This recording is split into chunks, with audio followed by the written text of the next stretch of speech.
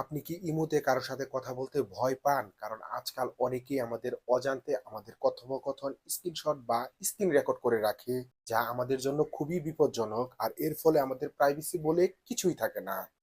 আর তাই এই অনলাইনের যুগে আপনি যত বেশি সচেতন হবেন, তত বেশি নিরাপদ থাকবেন। তার জন্য আজকে আমরা দেখব এমন একটা সেটিংস যা চালু করলে কেউ আর আপনার কথা বলার সময় স্ক্রিনশট বা স্ক্রিন রেকর্ড করে রাখতে পারবে না। তাই ভিডিওটি খুবই গুরুত্বপূর্ণ। সম্পূর্ণ ভিডিওটি দেখার অনুরোধ রইল। এবং ভিডিওটি ভালো লাগলে অবশ্যই একটি শেয়ার করে দিবেন। এবং আপনি যদি এখন পর্যন্ত আমার চ্যানেলটি সাবস্ক্রাইব করে না রাখেন, অবশ্যই এরকম regular tips and tricks video পেতে আমার চ্যানেলটি সাবস্ক্রাইব করার রিকোয়েস্ট থাকবে। তাহলে চলুন আর কথা না বাড়িয়ে দেখে নিই কিভাবে এই কাজটি করবেন। তার জন্য আমি আমার মোবাইল স্ক্রিনে এসে চলে যাব ইমোতে। ইমোতে আসার পর এখান থেকে আমি আমার অ্যাকাউন্টে চলে যাব।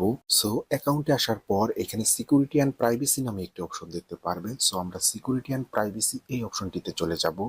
সিকিউরিটি অ্যান্ড প্রাইভেসি এই অপশনটিতে আসার পর এখানে চ্যাট অ্যান্ড কল প্রাইভেসি নামে একটি অপশন দেখতে পারবেন। আমরা চ্যাট অ্যান্ড কল প্রাইভেসি এই অপশনটিতে চলে যাব।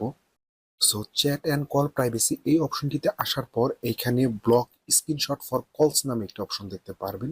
আমরা ব্লক স্ক্রিনশট ফর কলস এই অপশনটিতে চলে যাব। ব্লক স্ক্রিনশট ফর কলস এই অপশনটিতে আসার পর এখানে ব্লক স্ক্রিনশট ফর কলস অপশনটি ডিজেবল করা আছে। এখান থেকে এই অপশনটিকে আমরা ইনেবল করে দিব। এখন থেকে ভিডিও কলে কথা বলার সময় কেউ আর আমাদের স্ক্রিনশট বা স্ক্রিন রেকর্ড করতে পারবে না।